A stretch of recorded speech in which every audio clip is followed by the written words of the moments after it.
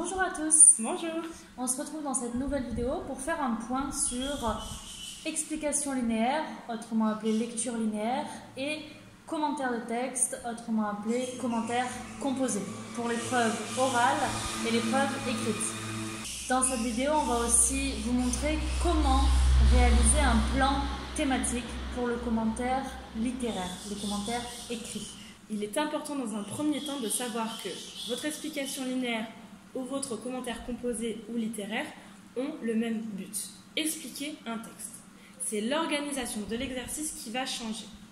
Pour l'explication linéaire, vous allez devoir expliquer votre texte ligne par ligne, en suivant l'ordre du texte sans vraiment vous poser de questions.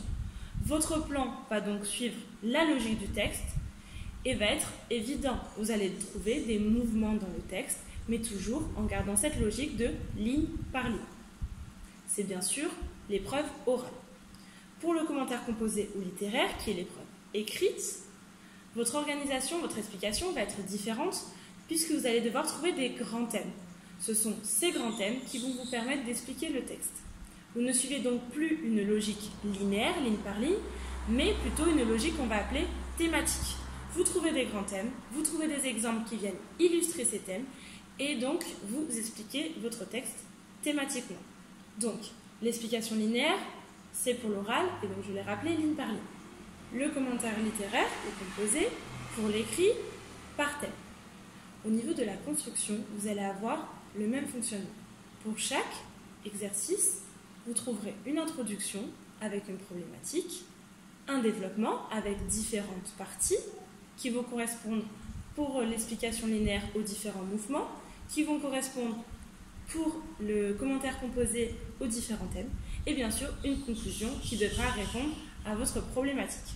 On va à présent vous donner quelques petits conseils, que ce soit pour l'oral ou pour l'écrit. Avant toute chose, il faut que vous sachiez que la fameuse méthode du tableau citation, procédé, interprétation, elle est valable pour les deux épreuves. Donc, toujours accompagner vos procédés d'interprétation, vos interprétations de procédés, donc des figures de style, et bien sûr, accompagnez-les toujours des citations. Pareil, les citations, pour l'écrit, vous devez constamment les mettre entre guillemets, et les guillemets français, pas les guillemets anglais, n'est-ce pas? En plus des guillemets, il faut bien sûr que vous pensiez toujours à citer vos lignes ou vos vers s'il s'agit d'un poème. N'oubliez pas cette distinction ligne et vers. Autre conseil, à l'écrit, soignez bien votre introduction et votre conclusion. Dites-vous que l'introduction, c'est la première chose que votre correcteur va lire et la conclusion, c'est la dernière chose que votre correcteur va lire. Donc soyez malin et soignez bien et l'intro et la conclusion. On vous met en lien une fiche méthode de la rédaction du commentaire littéraire. Comme ça, vous ne serez pas perdu. Et dernière chose qu'on doit aussi vous dire, c'est que votre lecture linéaire, donc ça c'est pour l'oral, on le rappelle, fait aussi office de brouillon pour votre commentaire littéraire. Donc le jour de l'épreuve écrite, quand vous avez 4 heures de préparation, que vous allez passer environ 1h30, 2 heures maximum au brouillon, vous faites une lecture linéaire, ligne après ligne, vous analysez votre texte. Et ça, cette base-là, elle va vous servir ensuite pour construire votre plan thématique. Je rajouterai aussi que pensez bien à faire des alinéas. Ça paraît anodin et tout bête, mais c'est ce qui va distinguer vos paragraphes. C'est-à-dire que si vous commencez une nouvelle partie ou une nouvelle sous-partie, il faut commencer par un alinéa. C'est ce qui va vraiment délimiter vos paragraphes et rendre visible. Une copie de commentaire littéraire doit être aussi très visuelle. L'introduction doit se voir, la conclusion doit se détacher. Et quand votre correcteur ouvre votre copie, il doit savoir combien il y a de parties, combien il y a de sous-parties. Et cela se voit par le saut de ligne, mais également aussi par les alinéas. Nous vous laissons donc maintenant écouter un exemple d'explication linéaire, puis de commentaire composé sur le poème de Victor Hugo, Le poète s'en va dans les champs. Bonne écoute! Maintenant que vous avez bien compris la différence entre commentaire composé et explication linéaire, nous allons vous montrer un exemple concret. Le poème « Le poète s'en va dans les champs » de Victor Hugo est tiré du livre 1, intitulé « Aurore », et le deuxième poème de ce livre. Pour votre explication linéaire, rappelez-vous, vous allez devoir expliquer le poème ligne par ligne. Dans ce poème, on distingue deux grandes phrases. La première phrase commence au vers 1 et se termine au vers 10. Et la deuxième phrase commence au vers 11 et se termine au vers 1, le dernier vers. Quand on lit le poème, on comprend très vite que ces deux phrases représentent deux grandes parties. Ce sont donc vos deux grands mouvements dans le texte. Votre explication linéaire va donc distinguer ces deux mouvements. Un premier commençant au vers 1 et se terminant au vers 10, parlant d'un poète en harmonie avec la nature et se centrant plus spécifiquement sur les fleurs, et un deuxième mouvement commençant au vers 11 et finissant au vers 20, évoquant le poète ayant une fonction précise, en s'attachant plus spécifiquement à faire le portrait cette fois des arbres. Passons maintenant à l'explication linéaire proprement dite.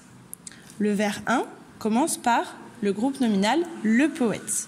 On peut remarquer le déterminant défini « le ». Le sujet du poème apparaît immédiatement. Le déterminant crée en plus un effet de généralité. Il s'agit de n'importe quel poète. Et que fait ce poète? Il s'en va dans les champs. On peut remarquer un verbe au présent, le verbe aller, et on peut remarquer un complément circonstanciel de lieu, dans les champs. Le poète cherche donc à s'éloigner, à fuir, peut-être la ville, et il part se plonger dans la nature. Le premier vers se termine par « il admire ». On peut remarquer un verbe de goût, admirer. Ce verbe montre le goût prononcé du poète pour la nature qui l'entoure. Il ne la contemple pas juste, il ne la regarde pas juste, vraiment, il l'admire. Ensuite, au vers 2, nous avons un rejet avec le verbe adorer. Il adore. Encore une fois, nous avons un verbe de goût. Ce verbe montre aussi le goût prononcé du poète pour la nature. Ces deux morceaux de phrases, très simples, minimalistes, soulignent la simplicité du sentiment et le bien-être procuré par la nature au poète. Il n'a pas besoin d'en rajouter, il se rend dans la nature et il admire, il adore. Le vers 2 se poursuit par « il écoute en lui-même une lyre ». La lyre est le symbole de l'inspiration poétique et de la poésie lyrique. On a donc un lien qui se crée immédiatement. L'une des fonctions du poète va être non seulement d'écouter la nature, avec le verbe au présent « écoute », mais de la chanter avec la lyre. Voilà donc l'exemple de l'explication linéaire pour les deux premiers vers. Il faut faire cette démarche dans la suite du poème et à chaque fois que vous avez une explication linéaire à faire. Dans chaque vers ou chaque phrase, repérez tous les éléments importants. Essayez d'analyser le plus de choses possible. Vous avez toujours des choses à dire et vous pouvez toujours dire des choses, que cela soit sur les verbes, les noms, les champs lexicaux, les figures de style, la construction de la phrase, les adjectifs. Il faut essayer d'être le plus précis et de repérer le plus d'éléments stylistiques et lexicaux importants. À présent, on va vous montrer comment passer de votre brouillon, donc de votre étude linéaire, ligne après ligne ou vers après vers de votre texte, à un plan de commentaires composés pour l'épreuve écrite du bac. Donc, comme vous pouvez le voir dans le poème que vous avez sous les yeux, tout ce qui est en vers est en lien avec un thème particulier. En l'occurrence, avec le thème de la nature. Vous le voyez, les champs, les fleurs, les petites fleurs, un petit peu plus bas, les arbres, les grands arbres profonds, les ifs, les tilleuls, les érables, etc. Donc vous voyez que là, un grand thème déjà se dégage avec tout ce qui est surligné en vert, le thème de la nature. On voit que la nature est omniprésente. On comprend donc là, à travers et grâce à notre travail du texte, qu'il va s'agir de notre première grande partie, à savoir une nature omniprésente. Maintenant, il va falloir trouver et dégager nos sous-parties. Idéalement, on essaie d'en trouver 3, le petit a, le petit b et le petit c. Donc là, c'est pareil, il va falloir essayer de trouver, avec tous les éléments que l'on a relevés de notre texte, ces sous-parties-là. Et donc, dans notre texte, on peut voir qu'il se dégage une description en 2 temps de la flore. Dans un premier temps, donc, tout ce qui va concerner les fleurs, et dans un deuxième temps, tout ce qui va concerner les arbres. Ça peut donc être notre première sous-partie. On voit également qu'il y a une nature luxuriante, abondante, avec vraiment beaucoup de choses. Des fleurs couleur rubis, des pans, des petites fleurs d'or, des fleurs bleues.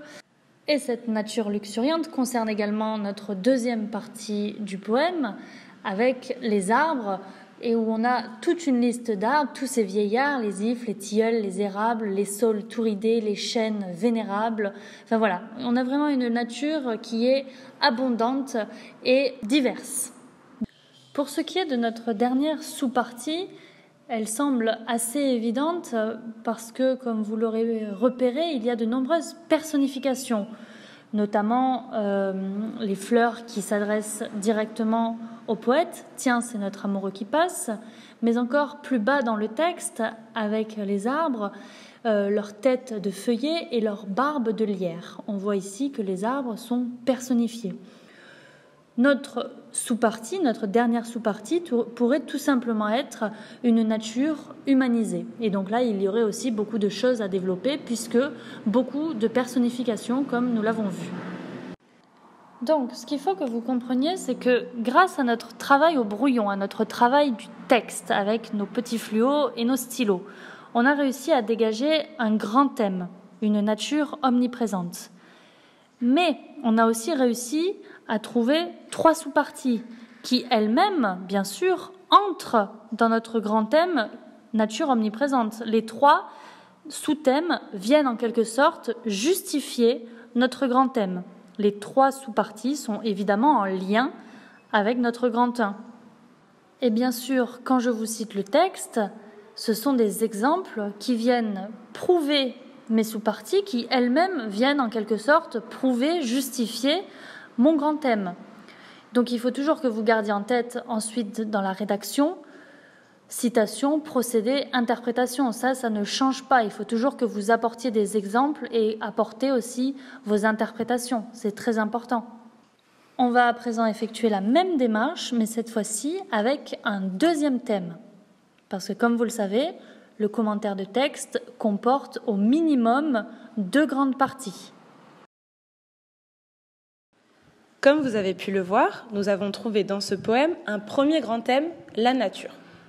Il en existe un autre qui est évident puisqu'il apparaît dès le premier mot, le poète. En effet, c'est un poème qui parle de nature, mais c'est un poème qui parle d'un poète dans la nature. Et c'est ce qu'il faut que vous ayez en tête quand vous expliquez un texte. Il faut chercher tous les thèmes, toutes les choses que l'on peut analyser.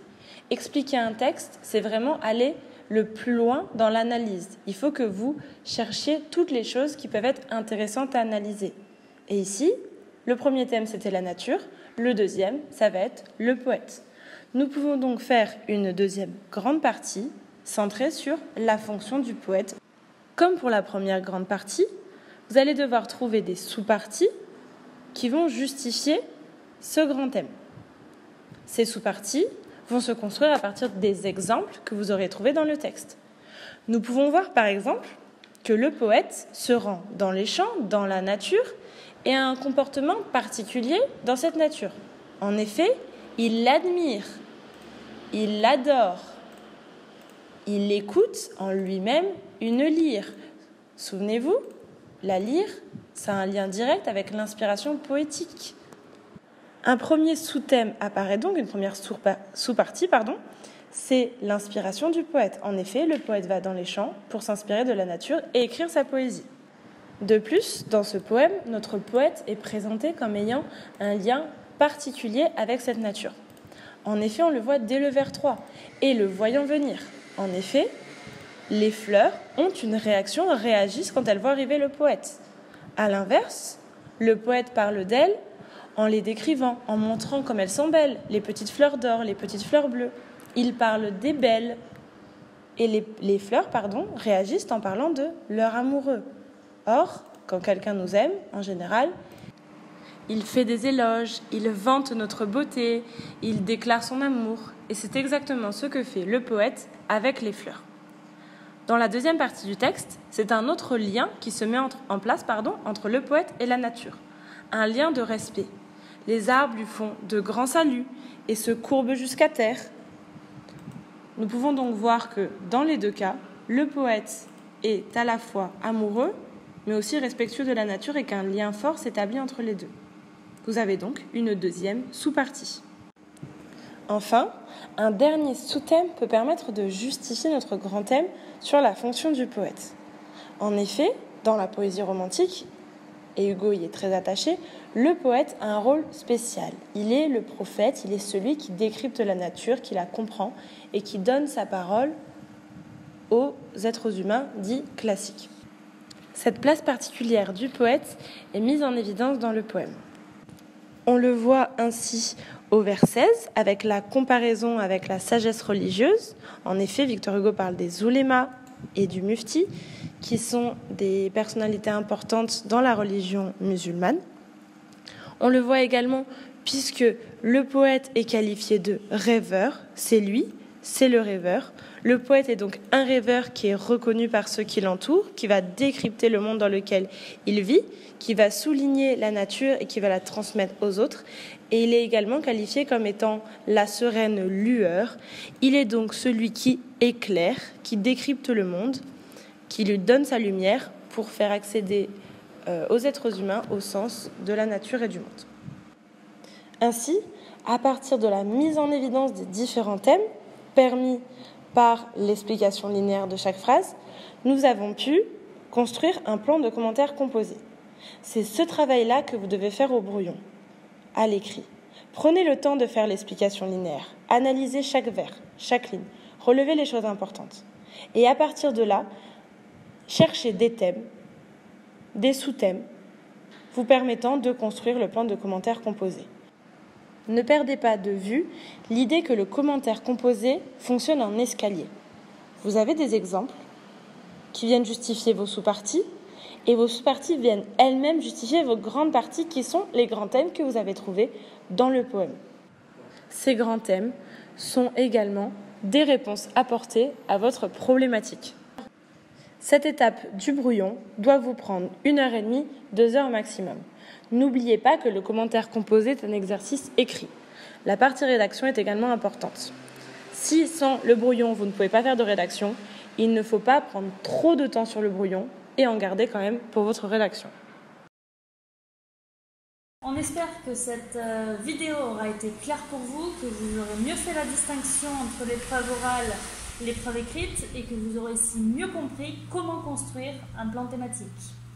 C'était Tic et Tac vous explique et à bientôt pour une nouvelle vidéo. À bientôt.